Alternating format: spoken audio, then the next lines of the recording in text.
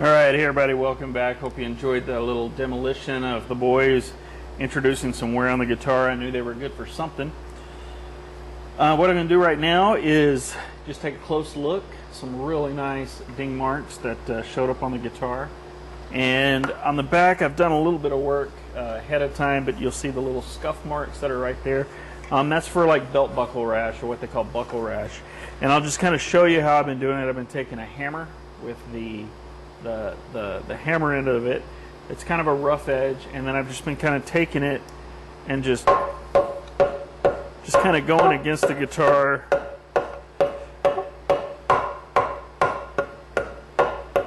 And then I'll put a little bit of an edge on it and then move back and forth,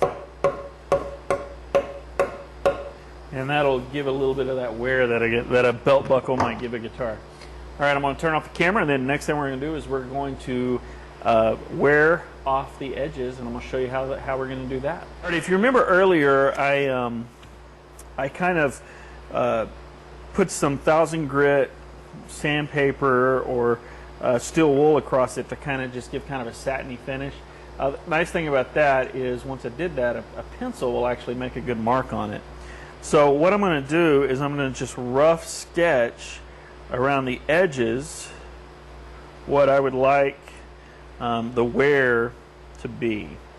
And it doesn't, the whole idea is to be kind of as random as you possibly can, and just kind of get, you know, just a little bit of a rough guide of where you want it to be.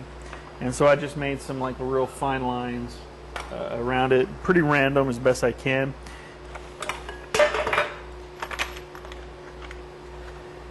And then what we're going to do at that point is we're going to take our X-Acto and we're going to do a little bit of scoring, and this will help with how the paint kind of wears and chips off.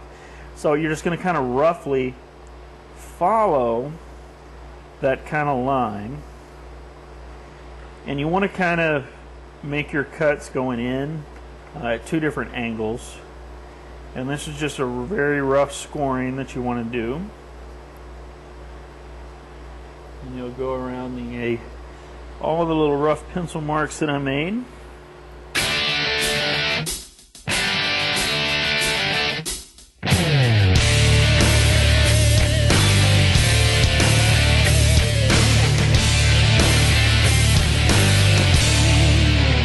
can use this technique if you have, if you want to do an exact replica of a certain guitar that you want to make it look exactly like, like maybe Stevie Ray Vaughan's number 1.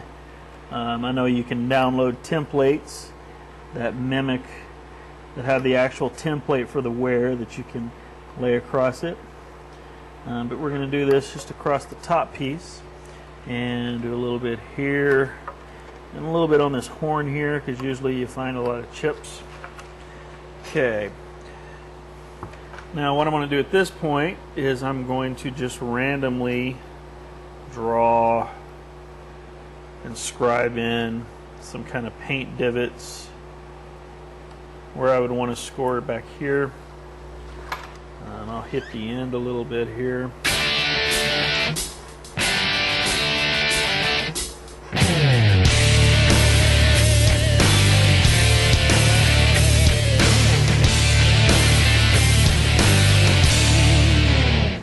What these scribe lines are going to do is going to give a break point for the paint, so whenever we start chipping it away.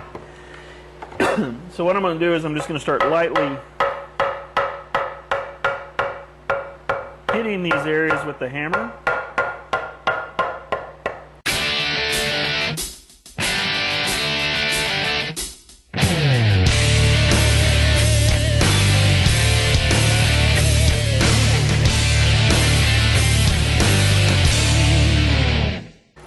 And that is going to start breaking up the actual paint where we're wanting to chip it off. And then I just basically have a wood chisel here, and I will just start working into those rough cuts, and you're going to find that the paint will start peeling off exactly along those score lines.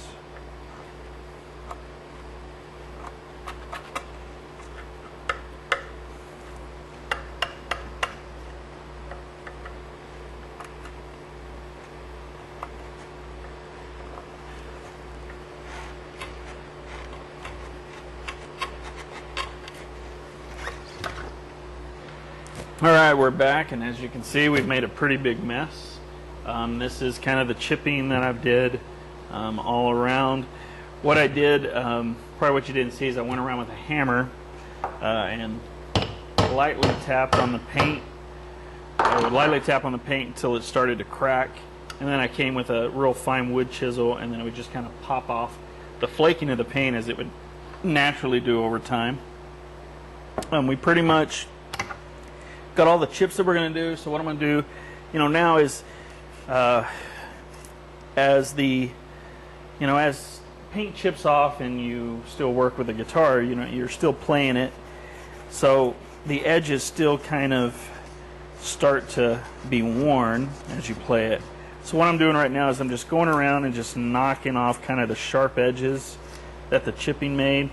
As you can see, my steel wool keeps being left on it, but just kind of trying to hit the real sharp, jaggedy edges, just to kind of help them set.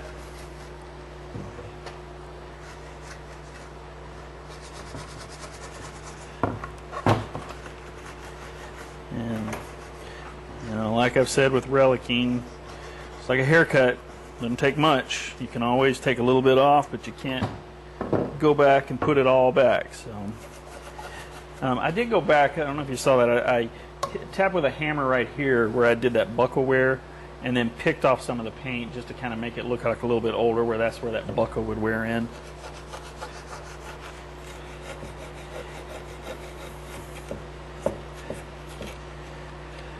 All right, looks like we got still a piece right here where we can chip back.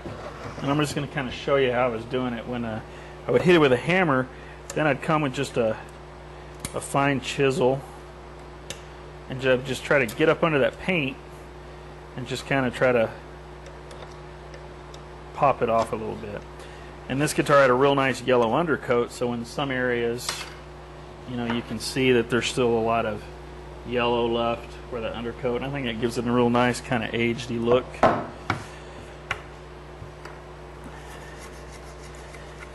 Alright, I think we're about done there. Alright, what I'm going to do now is I am going to put a little bit of oil on these areas where I sanded, because wood, if the bare wood, as your body works against it, works with, rub your body and hands rub against it, it'll tend to kind of age with a little bit of oil. So I'm going to do that with just a little tongue oil and just kind of rub into that, and it'll kind of help kind of give it more of a darker color, like it's been aged a little bit. But first, I'm going to do one little trick. Have a handy dandy barbecue lighter. Just going to kind of do something a little bit unique. This is the area that a lot of chipping. Just to kind of give it a little uniqueness, I'm going to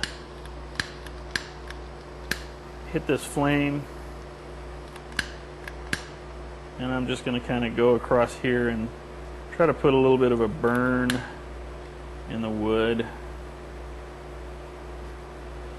so that kind of character, like what the heck happened to the guitar right there. Yeah, I threw it on my barbecue grill one day. Alright, we're back. I got a little tongue oil here. I'm going to hit on some of that bare wood that we scraped off. Just going to put just a tiny bit on a paper towel. Like I said, don't need a whole heck of a lot. And then we're just going to hit these kind of areas that get the bare wood on them. Now that's it. The next thing we're going to do, and we'll be done with the body, is we're just going to introduce a little wear on it. And from just prolonged playing, how the hands would kind of wear off the body. And then that's pretty much going to be it for the body work that will age the hardware and put it back together.